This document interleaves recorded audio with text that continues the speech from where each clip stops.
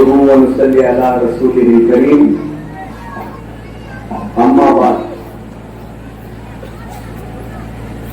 इल्म दे, इल्म का हासिल भी दे, इल्म दे, इल्म का हासिल भी दे, सूरह रहमान जैसा खूबसूरत दिल भी दे। धूप की शिद्दत वही, प्यास की वहशत वही, धूप की शिद्दत वही, प्यास की वहशत वही, दश्त गम में हाजिरा का जज्बे काबिल भी दे। लफ्ज गुरु की तरह बजने लगे तकरीर में, लफ्ज घुंघरू की तरह बजने लगे तकरीर में, ऐ समाज के खुदा अब गर्मी महफिल भी दे। आज का ये जो इंतखाबी जलसा-ए-आम जो मीटिंग की सूरत में हमने दिए थे, महसूस जलसा-ए-आम जैसा हो रहा है। उस मीटिंग के सदर मोहतरम हमारे सरपरस्त आली वकार अलहाज गुलाम गौस तोफा, अलहाज गुलाम गौस मुकादम साहब यहां पर तशरीफ फरमा,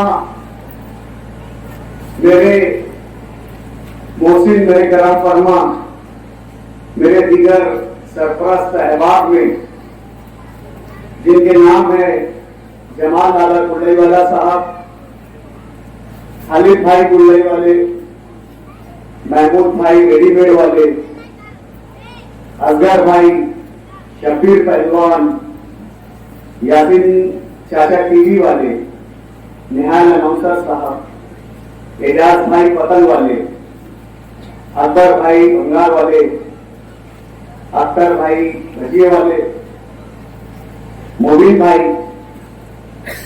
मोहम्मद सादिक भाई,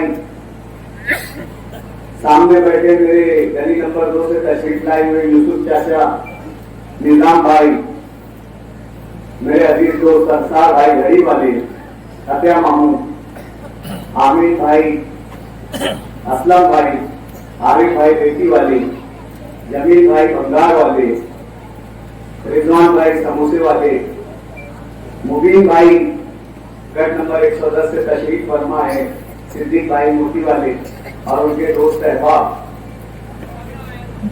सामने बैठे हुए तमाम ही बुजुर्ग नौजवान, घरों में बैठी हुई मेरी पर्दा नशीन मेरी माए बहनें, आज से पहले इस मकाम पर कई बार मुझे अपनी बात रखने का मौका मिला है,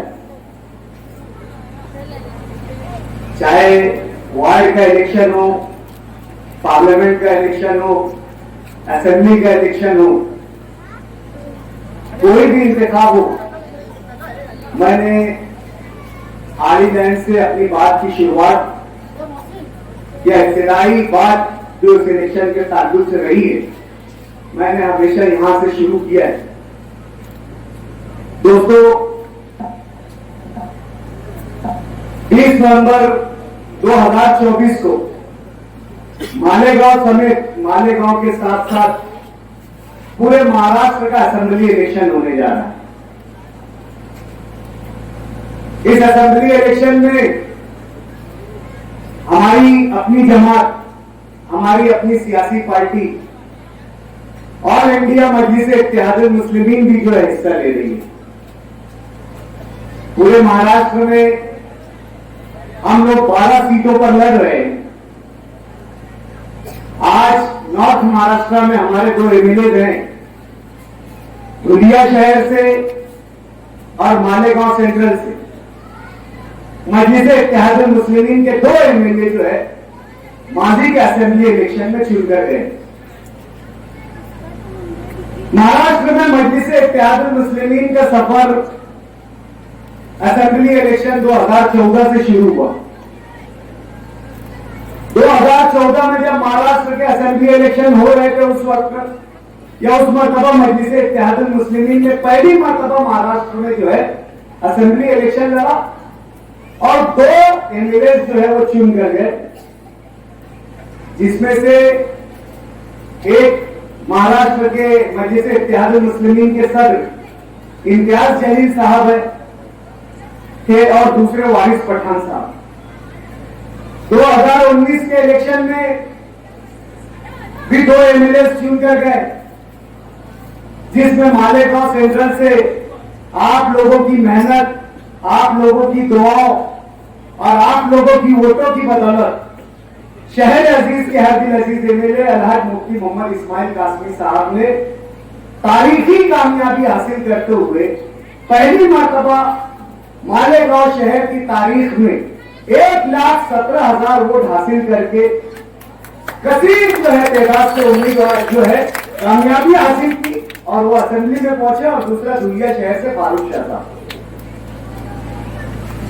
दोस्तों, जरूरी यह है कि हम जिस सियासी पार्टी के निशान पर, मंशूर पर, जिस सियासी पार्टी के लीडरशिप के अंदर, जिस सियासी जमात के रहनुमाओं की सरबराही में हम ये इलेक्शन लड़ रहे हैं, तो जरूरी है कि हम उस पार्टी की जो असल बुनियाद है, उसके बनने की वजह है, वो पार्टी का मकसद क्या था, क्यों वो पार्टी वजूद में आई और वो क्यों वो पार्टी जो है आंध्र प्रदेश तेलंगाना से निकलकर महाराष्ट्र में भी इलेक्शन लड़ रही है। दोस्तों, यहां पर बैठे हुए बहुत से बुजुर्ग हैं और जहां तक मेरी आवाज जा रही होगी, जो बुजुर्ग जिनके कानों में मेरी आवाज पहुंच रही होगी, उन्हें हैदराबाद पुलिस एक्शन बहुत अच्छी से याद होगा। तारीख में इस वाकये को सुकून हैदराबाद के नाम से याद किया जाता है। आजादी से पहले हैदराबाद एक इस्लामी रियासत थी। आसिफ जाही उमम उसके सरबराह थे और शरीयत के कानून पर चलने वाली वो रियासत थी। मुल्क आजाद हुआ, 1947 में देश आजाद हुआ, देश की तकसीम हुई। तकसीम के दौरान एक मुल्क पाकिस्तान बना और हिंदुस्तान जिसका अपना पहले से वजूद था।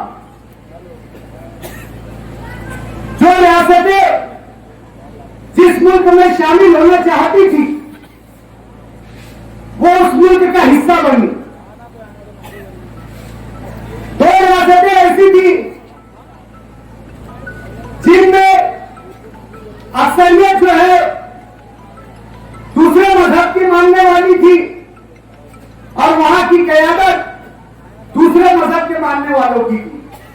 जैसे कश्मीर में कश्मीर के राजा हरि सिंह थे, लेकिन कश्मीर की ज्यादातर तादाद जो थी वो मुस्लिम आबादी पर मुनहसिर थी।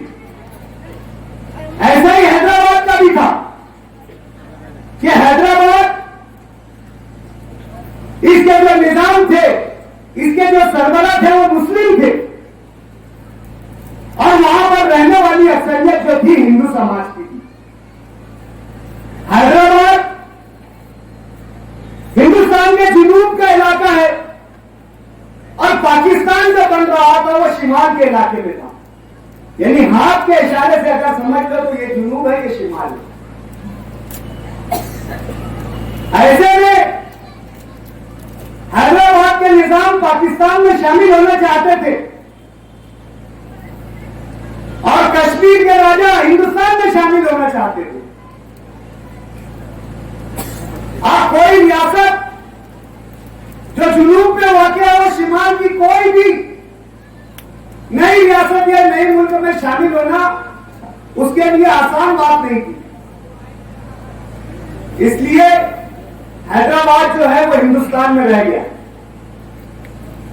लेकिन 1948 तक आजादी 1947 में मिली और 48 तक वहां पे निजामशाही दुआम का राज कायम रहा। जो नई हुकूमत हिंदुस्तान की बनी थी, पंडित जवाहरलाल नेहरू जिसके वजीर आजम थे, डॉक्टर राजेंद्र प्रसाद जिसके सदर थे, उन्होंने कई बार कोशिश की कि हैदराबाद रियासत हिंदुस्तान में शामिल हो जाए, लेकिन हैदराबाद रियासत के रजाकारान ने हर बार मुखालिफत की। इस बीच पुलिस एक्शन हुआ। हिंदुस्तान के वजीर दाखिला सरदार वल्लभ भाई पटेल थे और ये हिंदुस्तान का दाखिली मामला था। सरदार वल्लभ भाई पटेल ने एक पुलिस एक्शन करते हुए वहां की हुकूमत को उखाड़ दिया। जो मुसलमान हैदराबाद में कभी राजा थे, जो कभी सरकारी मुलाजमतों में थे, जो जागीरदार थे, जो सरमायादार थे, जो दौलतमंद थे, यकायक पुलिस एक्शन में उजड़ गए। वो मुसलमान राज करने वाले पुलिस एक्शन में एकदम धराशायी हो गई और वो जो है खत्म हो गए। 1949 सितंबर में हिंदुस्तानी हुकूमत ने जो जागीरदाराना निजाम था हैदराबाद का, उसको खत्म कर दिया। जो मुसलमान पेंशनर थे या मुलाजिमत पे थे, उर्दू वहां की जो है जबान थी, सरकारी जबान थी, आज जैसे हमारी मराठी और हिंदी जबान है, उर्दू जबान को सरकारी जबान खत्म कर दिया गया।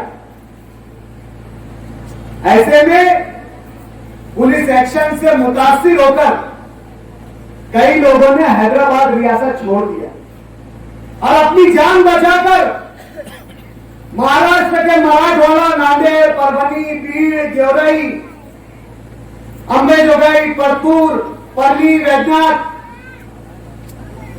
यहां पर जो है आकर बस गए। लेकिन कुछ लोग थे जिनको वहां का रोजगार मैसर नहीं हुआ, कमाने के कोई जराए नहीं मिले, तो पुलिस एक्शन में ऐसे लोग भी उठकर मालेगांव आए। हमारे अतराफ में आयशा नगर में एक बहुत बड़ी बस्ती जो है वो पुलिस एक्शन के टाइम आई हुई है।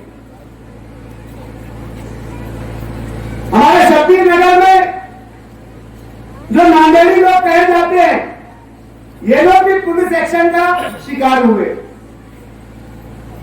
जो मुसलमान तितर बितर हो गए थे, जो हैदराबाद रियासत में हिंदुस्तानी कानून नाफिज हो गया था, जहां ये बात नामुमकिन हो चुकी थी कि आप कोई नई रियासत का मौजूद अमल में आए, उस वक्त आज की ऑल इंडिया मजलिस इत्तेहादुल मुस्लिमीन के सदर अल्हाज बैरिस्टर असदुद्दीन अवैसी के दादा वहीदुद्दीन अवैसी ने जो है मजलिस इत्तेहादुल मुस्लिमीन का कयाम किया। और जो मुसलमान कभी ताकतवर थे, सरमायादार थे, पैसे वाले थे, जो मुसलमान जो कभी राज करते थे, लेकिन अब मोहताज हो गए, उनके घर जो है खाने पीने को नहीं रहा, रहने के लिए उनके सरों पर छत नहीं रह गई। ऐसे लोगों को जमा करके हिंदुस्तानी कायदे और कानून के तहत उनको उनका हक दिलाकर मजलिस इत्तेहादुल मुस्लिमीन का कायम अमल में है। बताने का मकसद यह है कि मजलिस इत्तेहादुल मुस्लिमीन का बनने का बुनियादी और वाहिद मकसद यह है कि इस मुल्क में जहां भी मुसलमानों के साथ नाइंसाफी होगी,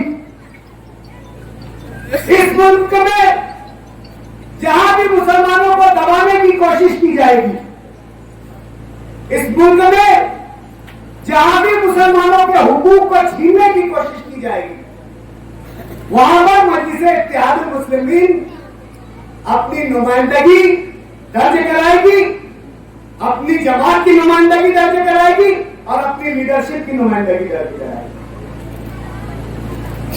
इसी दिनों में आप लोग देख रहे होंगे कि 2014 से जब से इस मुल्क में बीजेपी हुकूमत आई है, मुसलमानों के खिलाफ कितना एक फसाद पैदा हुकूमत की जानिब से किया जा रहा है। मुसलमानों को हरासा और परेशान करने के लिए रोज गवर्नमेंट एक पॉलिसी लाती है, कभी तलाक सलासा, कभी सीएए, कभी एनआरसी, और आज जो है मौजूदा हुकूमत वक्फ बोर्ड अमेंडमेंट बिल लाना चाहती है।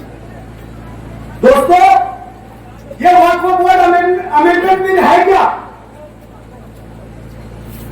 आज तक जितने हमने बीजेपी ने हम पर किए है उसमें सबसे बड़ा हमला और मुसलमानों की बुनियाद खत्म करने का कोई मंसूबा अगर है, कोई नीयत हुकूमत की अगर है, कोई जाफरानी कुव्वत की साजिश अगर सबसे बड़ी है तो वो ये वक्फ बोर्ड अमेंडमेंट बिल है,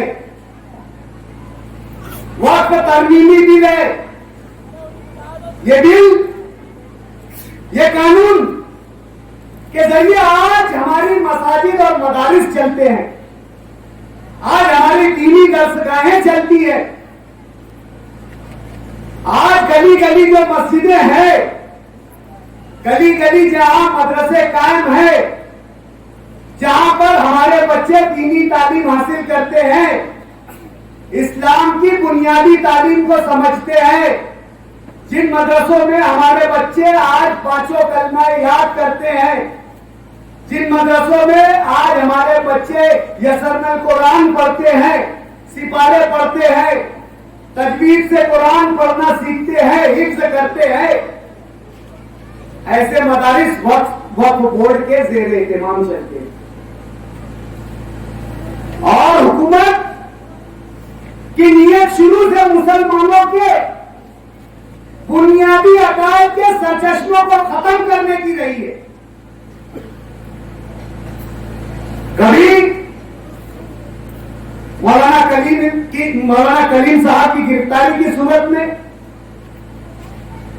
तो कभी जाकिर नाइक पर पाबंदी लगाकर, तो कभी जो हमारी तबलीगी जमातें हैं कोरोना के दौरान उन पर कोरोना फैलाने के इल्जाम लगाकर, जो जमातें दीन का काम करती है, दीन फैलाने का काम करती है, हुकूमत की नजर ऐसे अदारों पर है, ऐसी जमातों पर है। इसीलिए वक्फ अमेंडमेंट बिल लाया जा रहा है ताकि वो दीनी मदारिस जहां से दीन फैलता है, जहां से मुसलमान दीन सीखते हैं, उस मदारिस को और उस मसाजिद को खत्म कर दिया जाए। आज एक निजाम के तहत इन मदारिस और मसाजिद का जिम्मेदार मुसलमान होता है, लेकिन हुकूमत जो कानून बनाने जा रही है उसके तहत जो हमारे ट्रस्टी कहलाते हैं, मुतवल्लियान कहलाते हैं, उनमें अब एक बिरादरान वतन यानी हिंदू समाज का, सिख समाज का, ईसाई समाज का होगा। और जिन जायदादों का वक्फ में 3 साल पहले अगर इंदराज नहीं हुआ है, ऐसे मदारिस और मसाजिद पर हुकूमत कब्जा कर लेगी। आज 3 लाख एकड़ से ज्यादा हमारी जगहें हैं। अगर ये जगहें हमको मिल जाए, ये अराजियात, ये जो प्रॉपर्टी अगर हमको मिल जाए, तो हम हुकूमत के किसी भी इमदाद के मोहताज नहीं रहेंगे, क्योंकि शरीयत ने हमें इजाजत दी है कि वक्फ शुदा जमीन पर हम कोई भी तरीके का बिजनेस करके, धंधा करके आवाम की खिदमत कर सकते हैं। आवाम की, मुसलमानों की नहीं, हर एक जिसमें हिंदू, सिख, ईसाई शामिल है। अगर हमारी जमीनें हुकूमत हमको दे दे तो हम वक्फ के जरिए हमारे साथ साथ बिरादरान वतन की भी जो है भला बहबूद का काम कर सकते हैं, लेकिन हुकूमत की बदनीयती है कि वो हमसे छीनना चाहती है। आज कौन बोल रहा है अवाम में? है कोई वक्फ अमेंडमेंट बिल के खिलाफ बोलने वाला?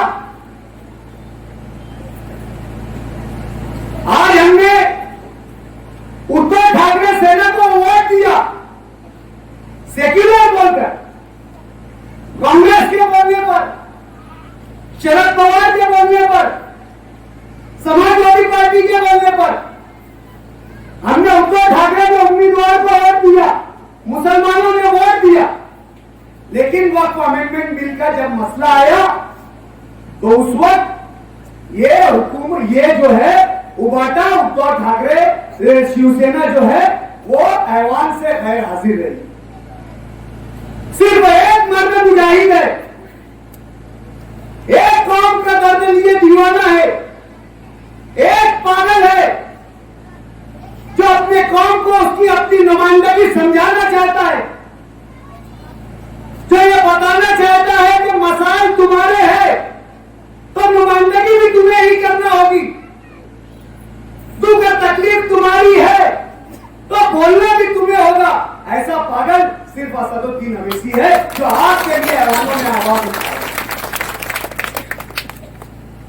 दीवाना दीवाना सड़कों पर करिया करिया देहात देहात चौक चौक चौराहा चौराहा घूम रहा है, आप लोगों से गुहार लगा रहा है, इंतजार कर रहा है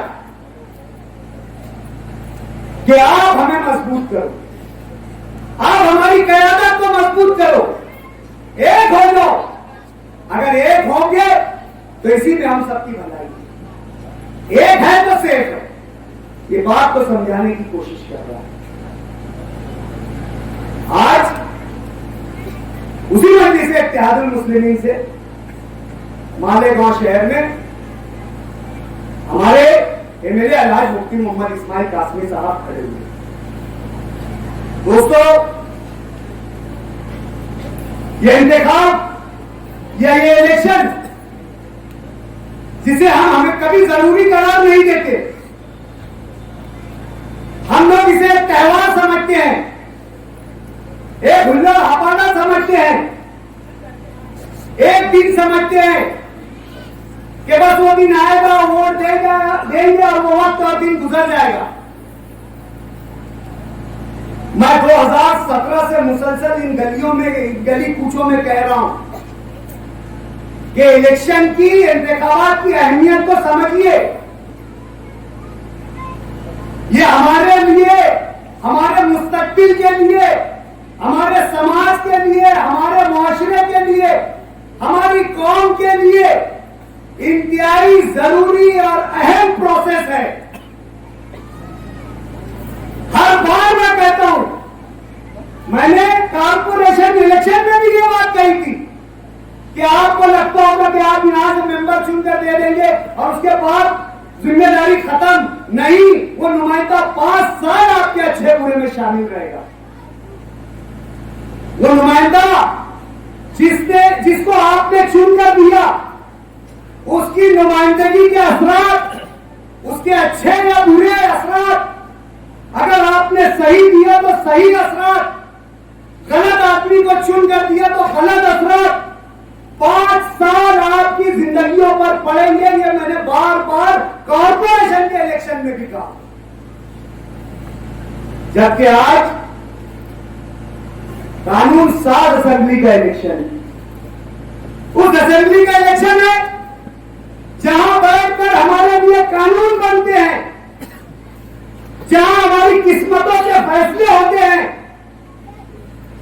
जहां यह तय किया जाता है कि इस मुल्क और रियासत का शहरी किस कानून की बुनियाद पर, किन सहूलियात की बुनियाद पर अपनी जिंदगी गुजारेगा। इलेक्शन में हमेशा कहता है जमहूरियत की रूह है। जैसे इंसान का जिस्म है ना, कब जिंदा रहता है? जब उसमें रूह रहती है, जब तक जिंदा रहता है। और जमहूरियत में उस वक्त तक जिंदा है जब तक इंतखाबात है। यही जमहूरियत, यही आइन हमें इस बात की इजाजत देता ही है, हमें हक देता है यह आइन, यह कानून, कि हम आजादी के साथ बिना खौफ व खतर, बिना डरे, बिना किसी धमकी में आए, बिना किसी के प्रेशर में आए, हम हमारे मुस्तकबिल का फैसला वोट के जरिए कर सकते हैं। ये आइन और ये कानून हमें इस बात की इजाजत देता है जो इस इलेक्शन के जरिए जिंदा रखने की बात मैं कहता हूं। और आज आप देख रहे होंगे कि शहर में इलेक्शन का माहौल क्या है। किस तरीके का इलेक्शन लड़ा जा रहा है। जो जमहूरियत आपको ये इजाजत देती है कि आप बिना खौफ और खतर, बिना दहशत के आप अपनी वोट का इस्तेमाल करिए, वोट दीजिए अपने पसंदीदा नुमाइंदे को जिसे आप बेहतर समझते हैं, जिसे ये मानते हैं, जिस बात को आप ये मानते हैं कि ये नुमाइंदा चुनकर आने के बाद मेरे लिए, मेरे शहर के लिए, मेरी बस्ती के लिए बेहतर है, उसे वोट देने का हक इसी जमहूरियत और आइन ने दिया है। लेकिन आज शहर में इस हक को गुंडागर्दी के जरिए छीनने की कोशिश की जा रही है, दादागिरी के जरिए छीनने की कोशिश की जा रही है। शहर में डर और खौफ का एक माहौल बनाने की कोशिश की जा रही है। शहर में यह कोशिश की जा रही है कि शहर का वोटर अपनी वोट का इस्तेमाल खुलेआम नहीं कर पाए, अपनी राय का इस्तेमाल खुलेआम और खुले तौर पर नहीं कर पाए। गुंडों की टोलियां मोटर बाइक पर निकल रही है, सड़कों पर, चौराहों पर पहुंचकर दादागिरी वाले अंदाज में ये मैसेज देने की कोशिश कर रही है कि अगर हमारे खिलाफ कोई ने वोट किया या कोई हमारे खिलाफ गया तो वो अपना हशर भी सोच ले, अपना अंजाम भी सोचे। 2017 के इलेक्शन में मैंने कहा था, मेरा जो बुनियादी नारा था इस इलाके और इस बस्ती के लिए, कि कामकाज तो जो नुमाइंदे की जिम्मेदारी है, कामकाज करना तो हर वो मेंबर, हर वो एमएलए, हर वो खासदार जो चुनकर आता है ये उसकी जिम्मेदारी है, उसे करना ही करना है। लेकिन आवामी वोटों से चुनकर जाने वाले नुमाइंदे की ना सिर्फ तामीराती कामों की जिम्मेदारी है, बल्कि इस समाज और माशरे की हिफाजत की भी जिम्मेदारी है। क्योंकि जो लीडर होता है, रहबर होता है, जो मेंबर की शक्ल में होता है, एमएलए की शक्ल में होता है, खासदार की शक्ल में होता है, वो सिर्फ आपका सियासी लीडर नहीं रहता, वो आपका समाजी लीडर नहीं रहता, उसकी जिम्मेदारी समाज और माशरे में भी रहती। इसकी मिसाल मैं बार बार देता हूं कि अगर हमारी बेटी बेटे का कोई व्यवहार हो जाए, कोई मसला आ जाए, तो आज पूरे शहर में लोग जो है वो मेंबर, कॉर्पोरेटर या ऐसे लोगों के पास जाते हैं जो किसी सियासी जमात की नुमाइंदगी करते हैं। इसी बात पर मैं कहता हूं कि सियासत और समाज एक दूसरे के लिए लाजिम और मलजूम है। यानी हम आईना कैसे देखते हैं, अगर आईने में देखेंगे तो अगर हम समाज को देखेंगे तो सियासत नजर आएगी, सियासत को देखेंगे तो समाज नजर आएगी। इसलिए अपनी वोटों का फैसला सही और अच्छे तरीके से करने की बार बार मैं जो है इस इलाके से गुजारिश करता हूं और शहर से गुजारिश करता हूं। समाज माशरा क्या है? समाज तो कई इकाइयों का नाम है, माशरा तो कई इकाइयों का नाम है, कई चीजों पर मिलकर बनता है। समाज में बस्ती भी होती है, जैसे घर है, समाज में रोड, रास्ते, गटर भी होते हैं, समाज में ऊंची ऊंची बिल्डिंगें भी होते हैं, कच्चे पक्के मकानात भी होते हैं। लेकिन समाज में सबसे ज्यादा और अहम जरूरी चीज जो है वो इंसान की तर्ज जिंदगी है। कि हम ऊंची ऊंची बिल्डिंगों में, कच्चे कच्चे मकानों में, पक्की पक्की बस्तियों में, झोपड़ पट्टियों में किस निजाम के तहत, किस उसूल के तहत जिंदगी गुजार रहे हैं? क्या हम अच्छी जिंदगी गुजार रहे हैं? चाहे हमारे मकान कच्चे हैं, लेकिन क्या हमारी जिंदगियों में सुकून है? क्या हमारे मकान सब आराइशों से लैस है, लेकिन क्या हमारा बच्चा, हमारी नस्लें महफूज है? हमारे घर में टीवी भी है, फ्रिज भी है, एसी भी है, सब है, लेकिन क्या मेरा बच्चा समाज की बुराइयों से बचा हुआ है? क्या मेरा बच्चा नशे में मुलविस तो नहीं हो गया? क्या मेरा बच्चा जुआ जुगार खेलने में मुलविस तो नहीं हो गया? क्या मेरा बच्चा गुंडागर्दी में मुलविस तो नहीं हो गया?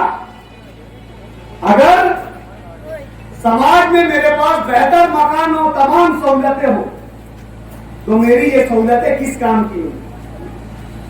भारत है ऐसी सहूलतें। हाँ, अगर कच्ची बस्ती है, कच्चा मकान है, लेकिन मेरा बच्चा इन तमाम बुरी लतों से महफूज है, तो मेरे लिए वो जिंदगी जन्नत है, वो माशरा जन्नत है, वो समाज से जन्नत है। ये समाज का तर्ज जिंदगी, ये असल जरूरी चीज है। इस समाज में अदल इंसाफ भी होना चाहिए। ये समाज में ऐसा निजाम होना चाहिए कि किसी पर जुल्म ना हो, किसी पर ज्यादती ना हो, किसी पर दादागिरी ना हो, किसी पर गुंडागर्दी ना हो। आपको अपनी हर बात रखने का तरीका सलीका होना चाहिए। आप अगर सियासी नुमाइंदे हैं तो आइए बस्तियों में, बैठिए, बात कीजिए लोगों से, अपना मंशूर उनके सामने रखिए। आप उनके लिए बेहतर क्या करने वाले हैं, इस बात को उनके सामने रखिए। उनकी जिंदगी को कैसे बेहतर बना सकते हैं, इस बात को उसके सामने रखिए। और प्यार, अमन और अदल इंसाफ के साथ लोग मांगे, ये भी समाज का जरूरी हिस्सा है। आगे आजादी के बाद तो मैं कर चुका हूं कि ये आजादी बहुत बड़ी नेमत है। आजादी है तो सब कुछ है, दुनिया की चीजें सहूलतें हैं, लेकिन अगर आजादी नहीं है, हम हमारा फैसला खुद नहीं कर सकते, हम किसी के से डर के, दादागिरी की आड़ में, गुंडागर्दी से खौफ खाते हुए अगर हम फैसला करें, तो फिर ये समाज में कहां के आजादी है, कहां के राय आजादी है? मुझे बताइए। कहां ये बेहतर समाज का नमूना है? मुझे बताइए। कहां ये बेहतर समाज है? मुझे बताइए। कहां ये बेहतर मुआशरा है? फिर मुझे बताइए। जब ये तमाम बातें समाज में होगी, जब अच्छाई समाज पर गालिब रहेगी और बुराई समाज से दूर रहेगी, तो फिर वो बेहतरीन समाज है, फिर वो बेहतरीन मुआशरा है, और फिर वो तुम्हारे और मेरे काम में। अगर ये सब बातें इस मुआशरे में नहीं है, अगर समाज में नहीं है, बस्तियों में नहीं है, शहर में नहीं है, रियासत में नहीं है, तो फिर हम एक उजड़े हुए माशरे में रह रहे, एक तबाहशुदा माशरे में रह रहे, एक बर्बाद माशरे में रह रहे। ये मेरा अपना मानना है। दोस्तों, इलेक्शन हमेशा तामीर और तरक्की पर होना चाहिए। हमारा मकसद, हमारा मंशूर यही है कि हम शहर को बेहतर की तरफ लेकर जाए। उस तामीर के जरिए हम शहरियों को सहूलत दें, हम शहरियों की आराइश, आशाइश, उनकी बेहतरी का ख्याल रखें, उनको अच्छे रास्ते दे, उनको अच्छे स्कूलें दे, अच्छी हॉस्पिटल्स दे, उनको अच्छा निजाम जिंदगी दे, ताकि उनकी बस्तियां अच्छी रहे, बस्तियां अच्छी रहे, सेहत उनकी अच्छी रहे, उनके बच्चे तालीम हासिल करें। आज जो बस्तियों में लोग मेहनत कर रहे हैं, मुशक्कत कर रहे हैं, ये गुलशेर नगर की बस्ती में 5% लोगों को अगर निकाल दिया जाए, तो 95% लोग यहां पर ऐसे हैं जो रोज कमाते हैं और रोज खाते हैं। आम जबान में अगर कहा जाए कि रोज गड्ढा खोदते हैं और रोज पानी पीते हैं। यहां पे मेहनत करने वाले न सिर्फ मर्द हजरात है, बल्कि यहाँ की खवातीन, औरतें भी जापाकश है। यहां पर मेरी मां बहनें इंडिया फोड़ती है, प्लास्टिक चुनने जाती है, मीलों दूर जाकर प्याज के खेतों में काम करती है, चरखा भर घूमती है, सूत काटती है। न सिर्फ यहां पर मेहनत करने वाला मर्द नहीं है, मर्द भी ऐसे हैं जो निकलते हैं, सुबह का नाश्ता करते हैं तो दोपहर के खाने की फिक्र छोड़कर बच्चों के पेट की आग बुझाने के लिए 18-18 घंटे 16-16 घंटे मेहनत करने वाले मर्द हजरात की इस बस्ती में रहते हैं। मिस्त्री गौड़ी काम पर जाते हैं, अपने बदन को, अपने जिस्म को छोड़ देते हैं, अपनी हड्डियों का सूरमा करते हैं, अपनी रूहों को सलाखों के जंगल में डाल देते हैं, अपनी जान को लोहों की तपिश में डाल देते हैं। उसके बाद जो उजरत, जो मेहनत, जो कमाई आती है, उससे अपने बच्चों का पेट पालते हैं और वो एक ख्वाब देखते हैं कि हमारे बच्चों का मुस्तकबिल बेहतर रहे। हम तो मेहनत कर रहे हैं, हम तो रात दिन हमारे आप को आग की भट्टी में, मेहनत की भट्टी में झोंक रहे हैं, लेकिन हमारी मेहनत का फल हमको यह मिले कि हमारे बच्चों का मुस्तकबिल बेहतर रहे। हमारे बच्चे पढ़े लिखे, बहुत पढ़े तो ना बने, लेकिन इस काबिल तो बन जाए कि वो अच्छी जिंदगी गुजारे। ये गुलशेर नगर की बस्ती वो है। यहां पर अमन से, मोहब्बत से, भाईचारगी से रहने वाले लोग हैं।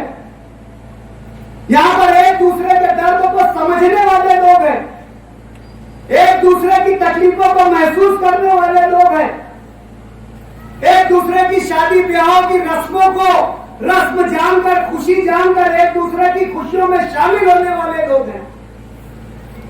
अगर दुख, तकलीफ, मुसीबत, मौत, मैयत में किसी का दर्द अगर हो तो उसका दर्द बांटने वाले लोग हैं। कभी इस इलाके ने, कभी इस बस्ती ने असबियत को पसंद नहीं किया, बिरादरीवाद को कभी पसंद नहीं किया, कभी इस बात को बुनियाद नहीं बनाया कि हम हमारी जिंदगी के फैसले, हमारे समाज की जरूरियात, हमारे पड़ोस की खुशी, हमारे पड़ोस का दुख हम इस बुनियाद पर बांट ले कि ये हमारा अपना है।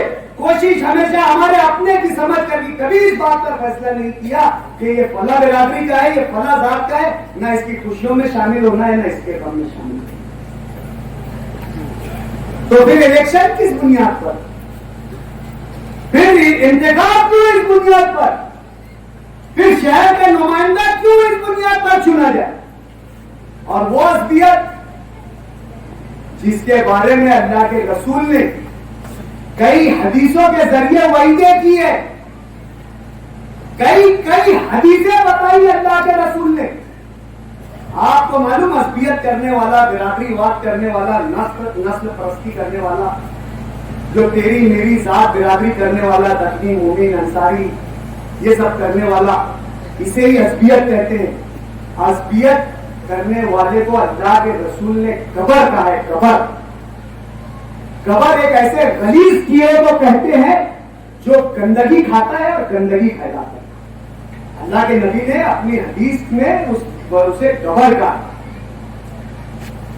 हम तो अशरफुल मखलूकात है, यह रबर है। अल्लाह ने हमें इंसान बनाया, अशरफुल मखलूकात बनाया, फिर अल्लाह के नबी की इतनी सख्त वईद के तरफ हम अपने आप को झोंके क्यों? यहां पर इस बात पर बात करने वाले का ईमान भी खतरे में। अल्लाह के रसूल ने हदीस शरीफ में फरमाया कि लैसा मिन्ना मन मात अला असीबर, कि वो आदमी हम में से है ही नहीं। गुमान गालिब यह कि वो मुसलमान हो गए, उसका इंतकाल ही नहीं हुआ, जिसने असबियत के साथ मौत पाई। असबियत तो आप लोग समझ रहे हो ना क्या बोलना चाहते हैं। यही बिरादरीवाद दिल में रह जाए और मौत आ जाए तो अल्लाह के नबी के हदीस का मफहूम है कि वो हमें से अल्लाह के नबी की इतनी सख्त वही है। अगर हस्बियत समाज का नासूर नहीं होती, हस्बियत अगर समाज के लिए नुकसानदार नहीं चीज होती, तो अल्लाह के रसूल अपने आखिरी खुतबे में ये हस्बियत के ताल्लुक से अपना बयान फरमा के नहीं जाते। रसूल सल्लल्लाहु अलैहि वसल्लम दुनिया के लिए रहमतुल लिल आलमीन बनाकर भेजे गए, खातमुल मुरसलीन है, आखिरी नबी है। अब इसके बाद कोई नबी आने वाला नहीं है। वो शम्मे हिदायत अपनी जिंदगी का पर्दा करते वक्त फरमा रहे हैं कि अब ना उम्मी को अजमी पर तरजीह होगी, ना अजमी को उम्मी पर तरजीह होगी, ना काले को गोरे पर, ना गोरे को काले पर। अब जो तुमने सबसे बेहतर रहेगा वो इल्म की बुनियाद पर रहेगा और अमल की बुनियाद पर रहेगा।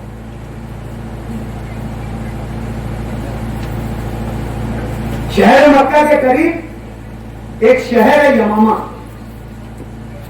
आप सल्लल्लाहु अलैहि वसल्लम जब इस दुनिया से पर्दा कर गए, हजरत अबू बकर रजी अल्लाह ताला अन्हु को खलीफा बनाया गया। खलीफा अव्वल हजरत अबू बकर सिद्दीक रजी अल्लाह ताला अन्हु ने जब खिलाफत संभाली तो यमामा से फितना उठा। एक मुसल्लिमा नामी शख्स ने नबूवत का दावा किया कि मैं नबी हूं, नऊज़ बिल्लाह मिन ज़ालिक, मैं नबी हूं, और मुसलमानों से जिहाद का ऐलान कर दिया, जंग का ऐलान कर दिया कि अब मैं मेरी नबूवत के खातिर नऊज़ बिल्लाह मिन ज़ालिक मुसलमानों से जिहाद जंग करूंगा। अब लड़ाई कोई भी हो, दुनिया का पहला दस्तूर यह है कि पहले मसाइल को बातचीत से सुलझा लिया जाए। हज़रत अबू बकर रज़ी अल्लाह ताला अन्हु ने एक गोश्त तैयार किया, हजरत अकरमा बिन अबू जहल की क़यादत में, और शहर यमामा भेजा। वो वक्त जिसमें बड़े बड़े सहाबी, अल्लाह के रसूल के सहाबी शामिल थे, वो मुसल्लिमा बिन कज़्ज़ाब के साथियों के पास गए। होता है ना अपने में भी कि यार दो ग्रोह में जब बात करना है तो पहले 2-5 बड़े इधर के, 2-5 बड़े इधर के, दोनों मिलकर पहले बात करते। तो हजरत अकरमा बिन अबू जहल ने मुसल्लिमा बिन कज़्ज़ाब के 4-5 लोगों को, जो अल्लाह के नबी सल्लल्लाहु अलैहि वसल्लम के वक्त मुसलमान थे, जय्यद सहाबी थे, जिन्होंने कई जंगों में, मार्कों में, जिहाद में हिस्सा लिया इस्लाम को फैलाने के लिए, ऐसे सहाबा हजरात को जो उस वक्त मुर्तद हो गए थे, उन्हें बुलाकर बात की। उन्हें कहा कि आपको तो मालूम है कि अल्लाह के नबी सल्लल्लाहु अलैहि वसल्लम आखिरी नबी है, अब इनके बाद तो कोई नबी आने वाला नहीं है, हम सब का ईमान है, फिर तुम क्यों इस बात से मुनहरिफ हो गए, क्यों हट गए? तो उन्होंने कहा कि ऐ अकरमा, हमें मालूम है मुसल्लिमा कज़्ज़ाब है, झूठा है, लेकिन है तो हमारी बिरादरी का, है तो हमारे कबीले का, है तो हमारा,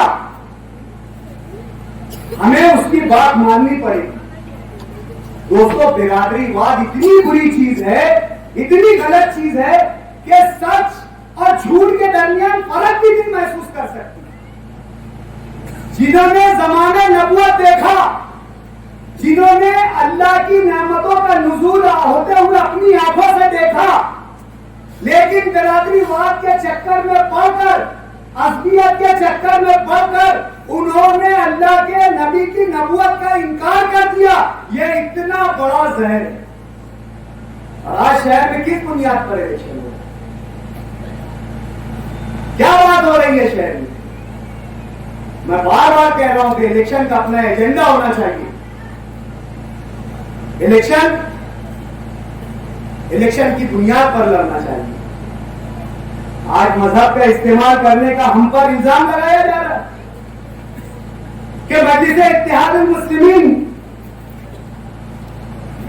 जो है मजहब का इस्तेमाल कर रही है, मजहबी जज्बात भड़काती है, अपने स्टेज से तेरा मेरा रिश्ता क्या, ला इलाहा इल्लल्लाह के नारे लगवाती है।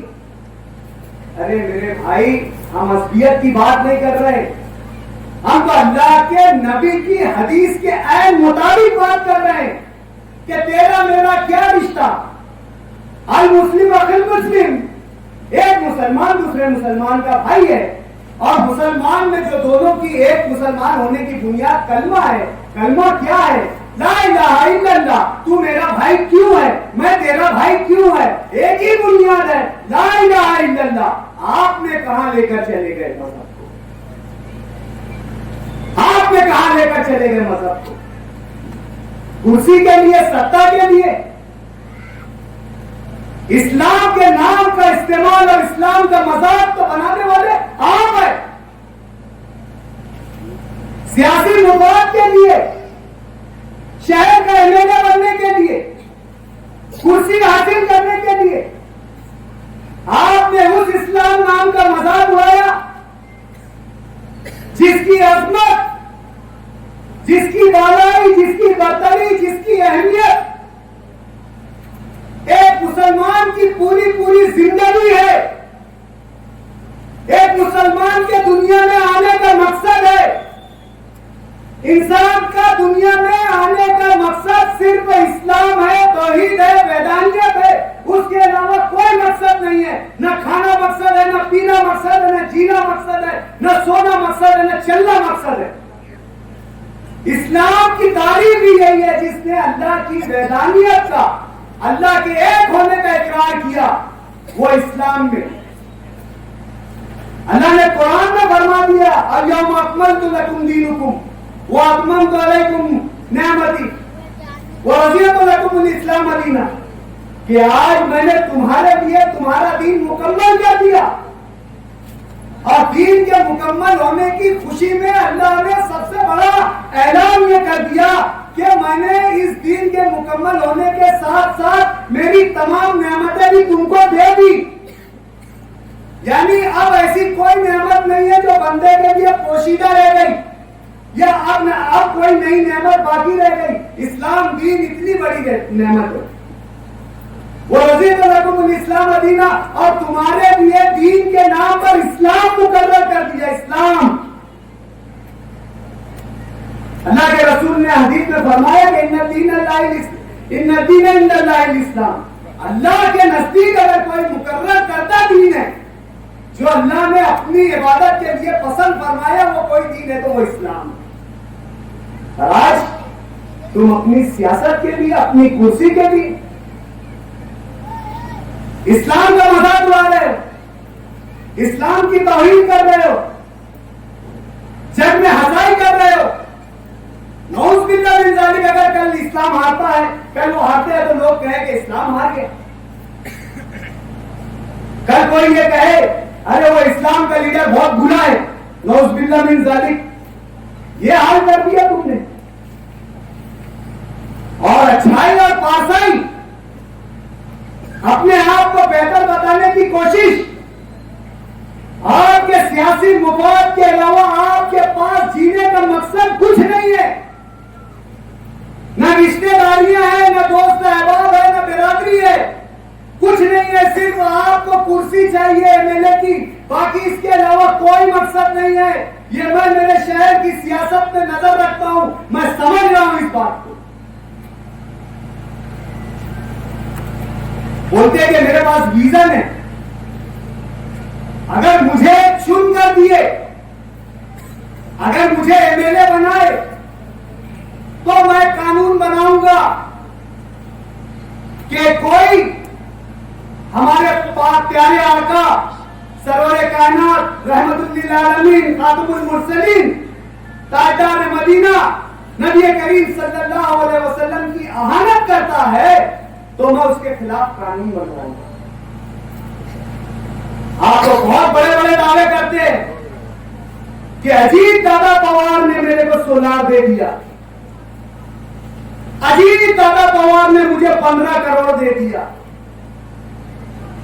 फडणवीस साहब ने मेरे लिए वो कर दिया। जरा उनसे एक बार ये तो कहते जाकर कि आप गिरी महाराज को क्यों नहीं अरेस्ट कर रहे? आप वो कितना सी बिटुकला नीतीश राणे उसको क्यों नहीं गिरफ्तार कर रहे? विशालगढ़ मस्जिद पर हमला करने वालों को क्यों नहीं गिरफ्तार कर रहे? यानी ये वो बात कि जब आपको चुन कर देंगे, जब आपको अहानत रसूल का एहसास होगा, जब आपको लगेगा कि नबी करीम सल्लल्लाहु अलैहि वसल्लम की शान में गुस्ताखी की गई, ये मुफाद नहीं तो क्या है, ये अपनी ख्वाहिश नहीं है तो क्या है, सिर्फ और सिर्फ मुफाद की बुनियाद पर इलेक्शन और आपका इस्तेमाल। मैं पूछना चाहता हूं, इस बस्ती के लोगों से मेरा सवाल है कि आज से 4 साल पहले पूरी दुनिया पर एक बुरा वक्त गुजरा था जिसे हम कोरोना के दौर से याद करते हैं और लॉकडाउन के नाम से याद करते हैं। अचानक पूरी दुनिया चलते चलते रुक गई, थम गई। एक वायरस ने पूरे निजाम को लाकर एक जगह पर रोक दिया। जो जहां था वहीं रुक गया।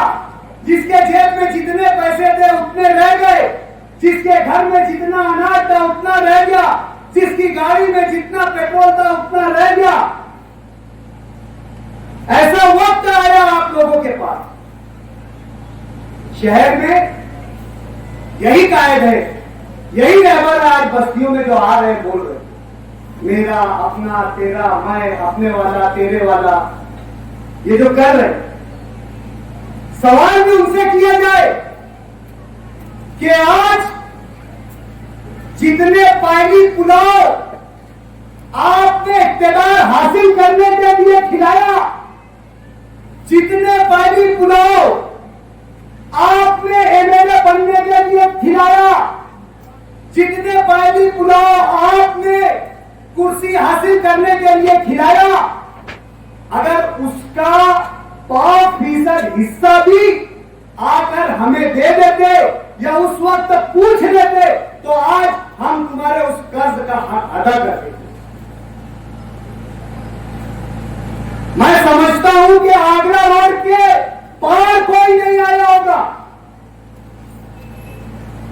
आज वोट मांगने के लिए पूरा पूरा खानदान, घर का एक फर्द, मर्द और जन सब निकल कर आपके पास आ रहे हैं। उस वक्त लॉकडाउन में मुझे बता दो कि कोई एक फर्द भी गुलशेर नगर रोड पर या आजाद नगर रोड पर या सैलानी चौक में दिखा होगा। और आज इतनी हमदर्दी कि पूरा किला मुहासरा कर दिया गया है। भूगल फौटा रात में पूरी गाड़ियों के साथ यहां से वहां दंदनाते फिर रहे, कभी यहां कभी वहां। कोई अगर हमारा काम कर रहा है तो कांधे पर हाथ रखकर, देख भैया इलेक्शन 2 ही दिन का, फिर उसके बाद तू देखना। अरे जिंदगी 2 दिन की है। ये गीदड़ भक्तियां बंद करो, बंद करो, कभी कौम के काम आओ। आज आपने ऐसे लोगों के साथ दुश्मनियां निकाली जो आपके सियासी मुखालिफ रहे हैं। आप इलेक्शन हारे तो शफीक एंटी करप्शन को मारा। शफीक एंटी करप्शन को मारने में किसका नाम? शेख वहाब शेख रशीद। एजाज बेग के घर पर हमला किया। एजाज बेग के घर पर हमला करने में किसका नाम? शेख जलील, शेख शफीक, शेख एहसान, शेख रमजान। रिजवान सर के घर पर फायरिंग की गई। रात में वो शख्स अपने मासूम बच्चों के साथ, बीवी बच्चों के साथ घर में सो रहा था, उस पर फायरिंग की गई। नाम किसका? शेख खलील शेख शफी मरहूम। अब्दुल मालिक पर फायरिंग की गई। नाम किसका? शेख मंसूर शेख बशीर, आसिफ शेख रशीद के सगे चचा के लड़के। शेख एहसान शेख रमजान, शेख आसिफ के सगे चचा के लड़के। शेख अकरम शेख बशीर, शेख आसिफ के सगे चचा के लड़के। इस्राइली हिस्सों पर हमला किया गया। किसका नाम? शेख अकील शेख शफी, शेख एहसान शेख रमजान। और आज जो बिरादरी का वास्ता दे रहे, जरा चेक कर लो नाम। मैं तो इन सब बातों पर यकीन नहीं करता, लेकिन नाम चेक कर लो।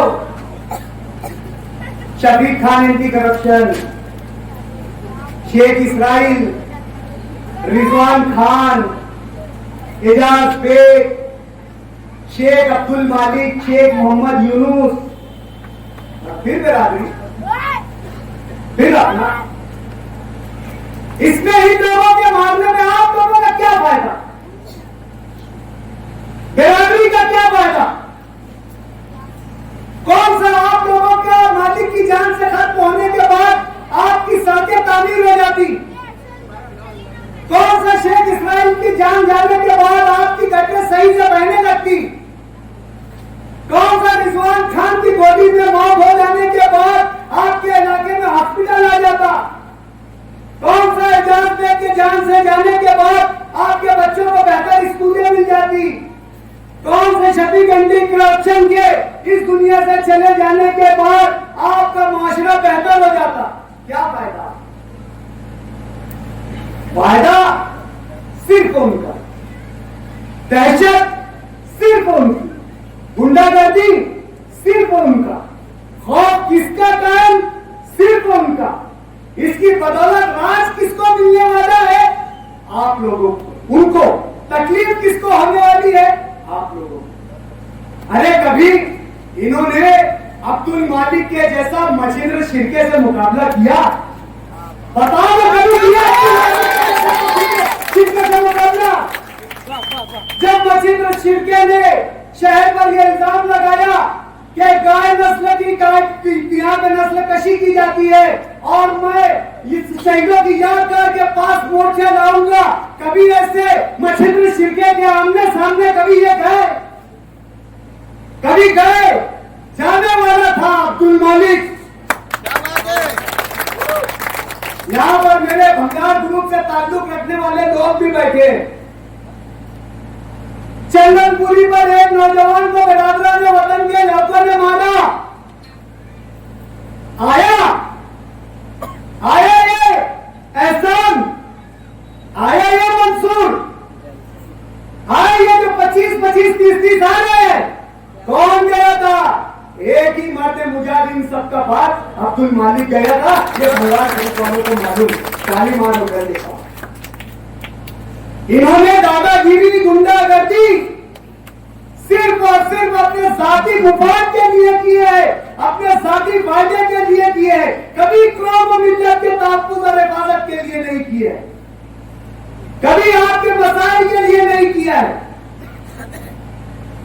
आज आपको समझना होगा, आज आपको जरूरत है इस बात को समझने की कि शहर में किस तरीके का निजाम चाहिए, शहर में किस तरीके की सियासी जो है हमें जिंदगी चाहिए, किस तरीके का सियासी निजाम चाहिए, ये आज हमें समझना होगा।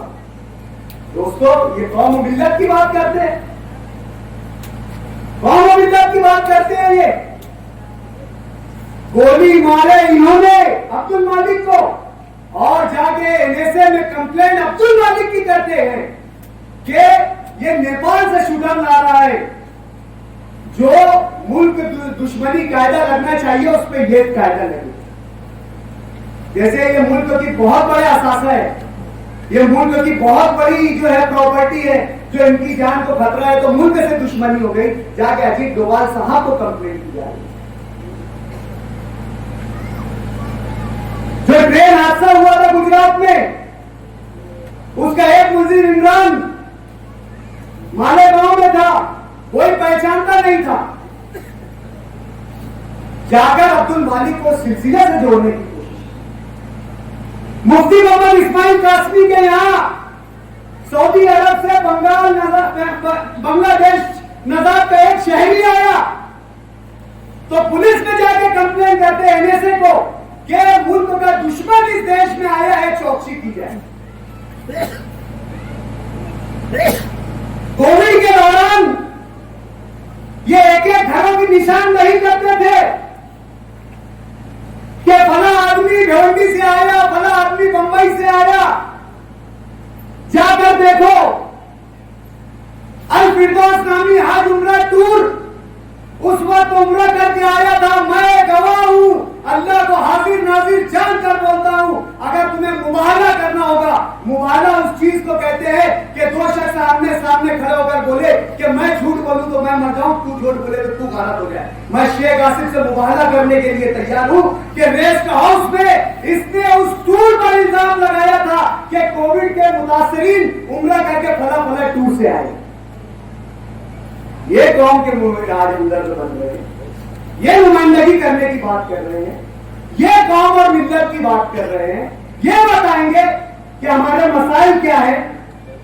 सिर्फ धोखाधड़ी है, सिर्फ और सिर्फ आप लोगों को लूटना है वोट की शक्ल में, इसलिए ये तमाम बातें हो रही हैं। हम बार बार आएंगे, बार बार हमारी बात रखेंगे, हम बार बार ये आपको पैगाम देने की कोशिश करेंगे कि ये जंग, ये इलेक्शन अच्छाई और बुराई का है।